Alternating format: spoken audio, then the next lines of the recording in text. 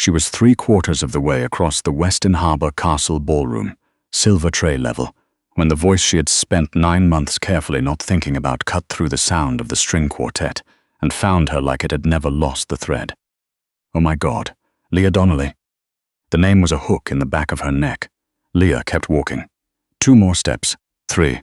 The service corridor was 15 meters away, through the cluster of gowns and bespoke suits and an ice sculpture slowly losing its war with the room temperature. She didn't make 15 meters. Audrey Whitfield had always had a gift for positioning herself exactly where a person most needed her not to be. She materialized from a loose knot of guests near the bar, champagne in hand, wearing a blush-colored strapless gown that had been chosen to do exactly what it was doing. She was thinner than Leah remembered. The ring on her left hand threw chandelier light like a deliberate announcement. "It is you." Audrey's voice was pitched at the particular frequency that carries without seeming to try. 2 conversations nearby went quiet. The uniform threw me off at first. Leah stopped, turned. Audrey. Flat. That was all she had. She'd been on her feet since 3:30 that afternoon, had eaten a granola bar around 7, and had spent most of the evening calculating whether this Saturday's check would cover Ryan's next physiotherapy appointment or whether she needed to call the clinic and push it. Audrey looked her up and down with the slow, composed pleasure of someone whose evening had just improved. "What are you doing here?" she asked, as though she genuinely couldn't tell. "Working." "Of course." Audrey turned slightly toward the tall, silver-haired man beside her. "Preston, this is Leah Donnelly. She used to be at Meridian Analytics, before a delicate, charitable pause. Everything."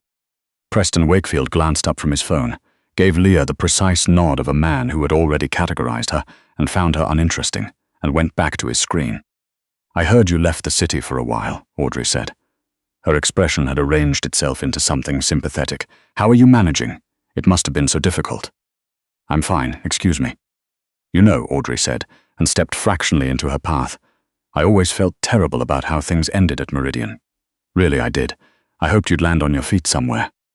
Her eyes moved to the tray, to the uniform, to the scuffed black flats that Leah wore on catering shifts, because nothing else survived 8 hours of standing. "It looks like you have," Audrey said, "in your own way." The people nearby had stopped pretending. Their attention moved between Audrey's gown and Leah's uniform, and arrived at the only conclusion available to them. Leah knew this performance. She had watched Audrey run it on other people at Meridian, this particular blend of warmth and condescension that left the other person unable to name the wound. The client data breach that had ended her contract hadn't been hers. She had never been able to prove it. "I need to keep moving," Leah said. Audrey smiled warmly. "Don't let me hold you up." She managed 4 steps. "Oh, careful." The warning came a fraction of a second too late, or not as a warning at all. She felt the cold spray against her wrist and forearm before she understood what had happened. Audrey's champagne glass was empty. The contents, most of them, were across Leah's uniform sleeve.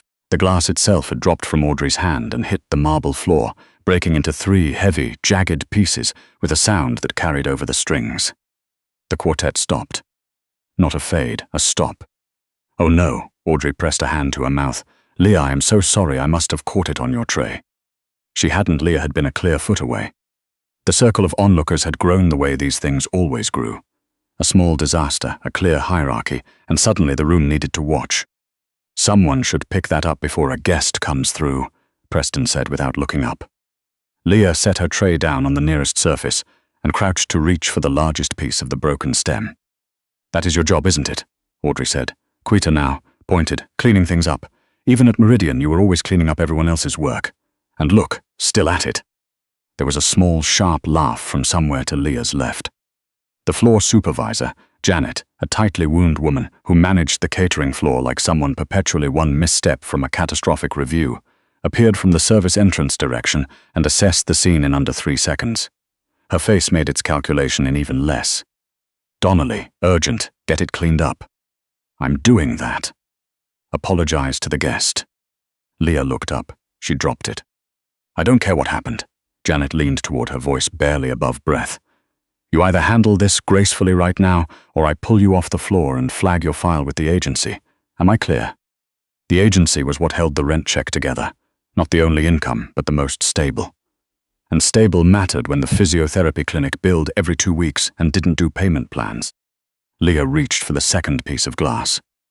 "Good," Audrey said softly. Soft enough that it was only for Leah. Right where you belong. That's what I always thought, you know, that you never actually understood where you fit. Someone always had to show you. She paused. Nothing's changed. The words were clean and precise, 9 months of patience in a single sentence. Leah's fingers closed around the glass. The edge caught the pad of her index finger. She felt it but didn't pull back. She kept her head down and reached for the final piece near her right knee. Then the room changed. Not dramatically, the way atmospheric pressure changes before a front moves in off Lake Ontario. Conversations didn't stop. They reduced, turned down by 2 notches. Even Janet went still. Measured footsteps crossed the marble. Not hurrying. The kind of pace that belongs to someone who has never needed to hurry because the room has always rearranged itself accordingly. They stopped beside her. Leah stared at a pair of dark Oxford shoes and the precise hem of charcoal trousers. She didn't look up. Leave it. 7 months collapsed into 1 second. February. A stairwell in the BMO tower on King Street West. She had ducked in for 5 minutes of quiet between delivery runs and found a man sitting on the concrete steps with one hand braced against the wall and his breathing going wrong. She hadn't called anyone, hadn't asked questions, had sat beside him on the cold concrete for 45 minutes until his color came back and his breathing steadied, and when he'd asked her name before she left, something practical in her had decided that nameless was simpler. She hadn't known then who he was. She knew now. Leah raised her head. Tobias Hale looked exactly as he looked in the rare photographs that made the business press, composed, self-contained, and fundamentally uninterested in what impression he made. He was tall, with the build of someone who treated his body as a tool that needed to remain functional. His grey eyes were fixed entirely on her. Not on Audrey, not on Janet or the watching crowd, on Leah. He lowered himself beside her, the fabric of his tuxedo jacket pulled across his shoulders. Up close, she could see the faint scar on the back of his right hand. She had noticed it in the stairwell. "Put the glass down," he said quietly. "If I leave it, I lose the placement." He placed his hand over hers, warm, unhurried, completely certain. He didn't pry her fingers open. He waited. She let go. He stood and brought her up with him in one fluid motion, his grip steady enough that she had no choice but to rise. She stood beside him in her champagne-stained uniform with her hair half escaped from its clip and felt something settle in her chest. Not relief exactly, but solid ground after a long time of not having any. "Tobias," Audrey started carefully. "I didn't realize you were acquainted with." He wasn't looking at her. He was looking at Leah's hand, at the small line of red on her index finger where the glass had caught her. He raised her hand. He pressed his lips against her knuckles. The sound that went through the room was not a gasp. It was the sound of a ballroom recalibrating. The woman in the emerald gown took a visible step back. Preston Wakefield finally put his phone in his pocket. Tobias held the gesture for a long moment. When he raised his head, his gaze moved to Audrey for the first time. The room dropped 10 degrees. "You made her kneel." Irrevocable. The tone of a man making a notation, not a threat, which made it worse. Audrey's face drained of color. The glass. "I was watching from the mezzanine." He looked away from her, dismissing her the way you dismiss something minor and unpleasant. You dropped it deliberately. Her mouth opened. Nothing came out. He turned to Janet, who was standing rigidly 2 meters back. "Benchwork Staffing handles your catering account." Janet blinked. "Yes, Mr. Hale." "Contact Miss Forrester tonight. Leah Donnelly's contract is to be revised upward and she is no longer available to this venue." Janet nodded twice and retreated into the crowd. He turned back to Leah, the controlled composure he wore for the world, softened by some small, precise degree. "Come with me," he said. Leah glanced at the watching room. The same people who had seen her kneel on marble were now looking at her with an entirely different kind of attention. "My coat is in the back," she said. Her voice sounded slightly far away. "I'll buy you one." He laced his fingers through hers and walked. The crowd parted the way crowds part for people who have been decided upon. The November air hit her the second they cleared the hotel doors. Toronto in late autumn was merciless, and the champagne-damp uniform made it considerably worse. She shivered before she could stop herself. A dark SUV at the curb, rear door open before they reached the last step. Inside, warm and very quiet, the city shut off completely when the door closed. Leah pressed her hands flat against her thighs. The adrenaline was pulling back, leaving a hollow, scraped-out feeling in its wake. "You shouldn't have done that," she said. Tobias turned his head toward her. "Any of it." Her voice had started to fray. She was too tired to smooth it. You publicly humiliated a woman whose family funds half the charitable boards in this city. You told Janet, that placement is my income. That's Ryan's physiotherapy on Thursdays. That's the heating bill and 3 months of very precise mental arithmetic that I do every week just to keep things together. She stopped. You walked in and made a decision about my situation without understanding anything about it. You won't need the placement. You don't get to decide that. Her voice cracked slightly. She didn't try to hide it. You don't know what I'm carrying. Pride doesn't pay anything, money pays things, and you just... He shrugged off his jacket. Without asking, he leaned across and settled it around her shoulders. The residual warmth from his body was immediate. She reached up to take it off. He caught the lapels. I went back to King Street, he said, 6 weeks after the stairwell. She went still. The conference registration had no record of you, no badge issued. He paused. It took my people until August to trace back to a 1-day delivery contract. You'd moved. No forwarding address with the courier company. Cash tenancy in Parkdale under a name I couldn't immediately cross-reference. He looked at her. You were very difficult to find. I wasn't trying to be. Why did you leave before I could ask your name? She considered this honestly. You were someone important. I was between jobs. It seemed like a situation that worked better without loose ends. You were wrong. The car had slowed. She looked out. Distillery district. An underground garage, clean and well lit. Nothing like the structure she usually parked delivery vans in.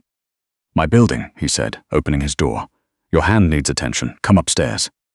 The penthouse didn't look like what she would have built in her imagination for a man like Tobias Hale. She'd expected something that announced itself aggressively. What she got was a large, ordered space. Wide, pale oak floors. Floor-to-ceiling glass on the east wall, a view of the skyline that made the CN Tower look close enough to touch. Bookshelves with books that had actually been opened. A kitchen that had been used. Guest bathroom on the left, he said, moving toward the kitchen. Leave the uniform outside. The bathroom was heated and larger than her apartment's main room. She dropped the uniform and stood in front of the mirror for a long, honest moment. She looked exactly how she felt. A knock. Clothes on the handle, Tobias said through the wood. A dark green crewneck and charcoal joggers. The sweater reached past her hips when she put it on. It smelled of sandalwood and cedar. She rolled the sleeves up and went back to the main room. First aid kit open on the low table. Tobias on the sofa, jacket gone, dress shirt sleeves rolled to the elbow. He looked up when she came in, held the look for 1 moment, then directed his attention to the kit. She sat a careful foot away. Hand, he said. It's just a scratch. He waited. She extended it. His grip was precise and unhurried. He angled her hand toward the lamp, cleaned the cut with a cotton pad and antibiotic ointment, pressed a bandage over it with even, careful pressure. He didn't release her hand immediately. His thumb moved once across the calloused edge of her palm. You didn't shake, he said, in February. Most people shake when there's that much wrong. Shaking doesn't help anything. No. He released her hand. He leaned back. Why didn't you give me your name? I was already halfway up the stairs when you asked. You heard me. She had. I thought it was the kind of thing that worked better without a name attached. You looked like someone who had very complicated circumstances. I didn't want to be part of them. He was quiet for a moment. I have been in rooms with the most powerful people in this country for 15 years, he said. I can count on one hand the moments I've believed someone wanted nothing from me. He looked at her. You sat on a concrete step in February for 45 minutes and left nothing behind. I have thought about it for 8 months. I went back to that building because I wanted to find the only person I'd met in a decade who did something for no reason except that it was the right thing to do in the moment. Leah looked down at the bandage on her finger. Tell me what happened at Meridian, he said. She told him the shape of it, the client data that went missing. The internal investigation that landed squarely on her. The contract that ended neatly and quickly. No room for the kind of protest that would have required evidence she didn't have. Tobias listened without interrupting. The Meridian breach, he said when she finished. March of last year. The loss of the Carrington account. She looked at him. My firm flagged it as a competitive intelligence leak. We traced the path internally, but the client we were working for at the time didn't want to pursue it. He paused. I have the documentation that was suppressed, the complete chain. Leah's voice came out flat. Since when? Since August. And you were going to? I didn't know whose name to clear. Quiet, exact, the particular weight of a man saying something precise. I had the documentation. I didn't have the person it connected to. The room was very still. Then the front door opened. Leah was on her feet before she had consciously decided to move. A man in dark clothing stepped inside.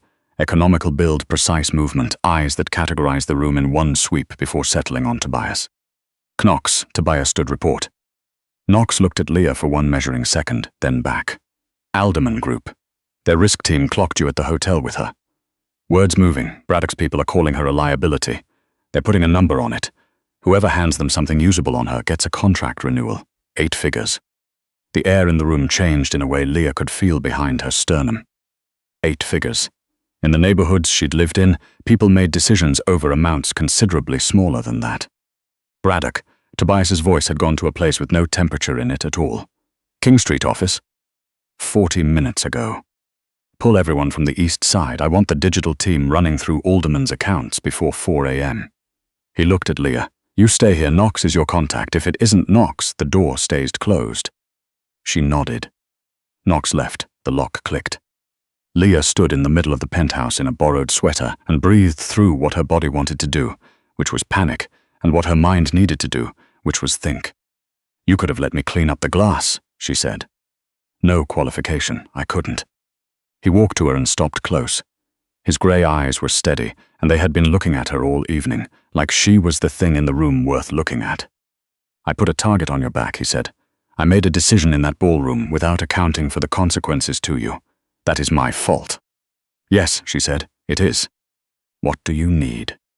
She thought about Ryan, about Thursday, about the 3 years of careful work on her laptop that had never found a place to land. I need this finished before Thursday morning, she said. My brother has physio at 10. Thursday, he said, as if it were already a fact. She believed him. She wasn't entirely sure why. Something in the particular quality of his certainty, the complete absence of performance. Go, she said. I'll be here. He went. She didn't sleep. She found a notepad in the second kitchen drawer, a pen in the third. She made toast and a cup of tea and sat at the kitchen island and wrote down everything she knew about the Alderman Group from 3 years of absorbed business reporting, from data anomalies she'd flagged in a previous contract and had nowhere to file, from gaps she had always found odd without knowing what they were gaps in. By 2 a.m, she had 4 pages. By 3, she had the Wi-Fi password from a card in the junk drawer and her laptop open. The pattern in the Alderman filings was not subtle once you knew which layer to look at. It was only invisible if no one was looking at the right datasets simultaneously. She had been trained to look at exactly this kind of layer. She kept working. At 5:52 in the morning, the elevator engaged. Leah closed the laptop. She stood up. Tobias came through the door wearing what remained of the night. Jacket gone. Shirt untucked, collar open, a bruise developing along his jaw and his right hand wrapped in a piece of fabric that wasn't doing an adequate job. He looked like the night had been mutual at least. He saw her standing there and he stopped. You look terrible, she said. The corner of his mouth moved. It went well. Is it done? Braddock's legal team will be answering questions about 3 years of irregular filings for the foreseeable future. He has considerably more pressing concerns than either of us. He paused. Our people are accounted for. She pointed at the sofa. Sit. He sat. She retrieved the first aid kit. Shirt. He looked up at her. She nodded at his hand. Take it off. He unbuttoned it slowly, moving on discipline because nothing else remained. She assessed, bruised along the left side, a clean, shallow laceration on the forearm that had been pressed closed but needed better attention. She knelt in front of him and worked. She cleaned the cut the way she'd handled 100 small emergencies, her mother's kitchen accidents, Ryan's various incidents, the long, quiet catalogue of things she'd managed because she was the one who managed things. You're doing it again, Tobias said. What? Not asking. She looked up. I'm concentrating. She smoothed the last closure strip into place. You'll tell me what matters. He was quiet for a moment. Then, I have been in this city for 15 years and I have never come home to a light on. She sat back on her heels and looked at him directly. I need to tell you something. He waited. While you were gone, I spent 4 hours going through Alderman's publicly available financial filings. She held his gaze. I found something. It's not complete. I need the Meridian documentation to close the loop, but the shape of it is there and it is not small. She paused. I want to work on it, not as something you give me, as a professional engagement, proper contract, my analysis on record under my name. Tobias stared at her. "I am very good at this," she said, without apology. "That's not arrogance. It's the reason someone needed to remove me from Meridian before the Q4 review cycle. Whatever the breach was covering, I would have found it in the numbers eventually." She met his eyes. "I'd like the chance to actually finish what I started." He was still looking at her with the expression of someone recalibrating. "You told me you wanted to give me something," she said. "Don't give me something. Give me the problem. The real one." He reached across and tucked a strand of hair back from her face, slow, deliberate. "The Meridian files are on the secure server," he said. "I'll authorize your access in the morning." "Tonight," she said. Something shifted in his face, something that looked like being fully understood. "Tonight," he agreed. 6 months later, the Western Harbor Castle Ballroom was full again for the annual Beacon Foundation Gala. Same chandelier, same ice sculpture at the east end, fighting the same losing battle with the room temperature. Same orchestra settling into its opening measures. Leah stood near the center of the room in a slate blue gown. No jewelry except 2 small diamond studs that had been her grandmother's.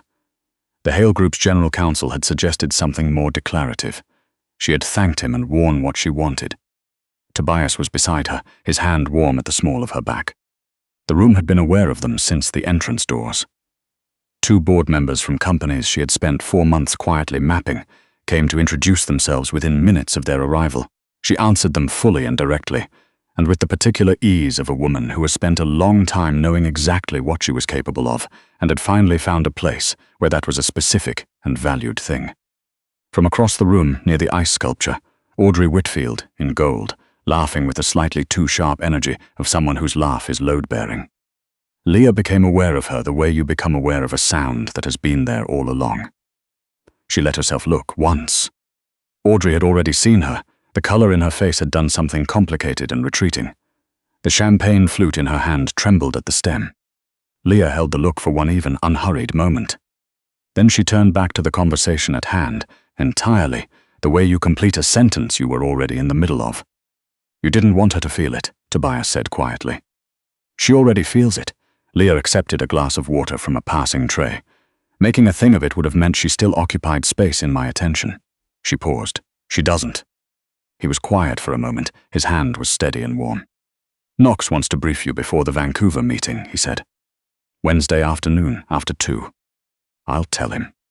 She looked out over the room. The city's careful hierarchies were all present, managing access and calibrating trust, and deciding who belonged and who was temporary. 6 months ago, she had been temporary in this room. A uniform, a tray, a woman the room looked past because looking past was what the room had decided to do. She was still the same person. She had the same calloused hands, the same methodology, the same pragmatic instinct that had once sat 45 minutes on a concrete step for no reason except that it was the right thing to do in the moment. The room had simply, finally, decided to look.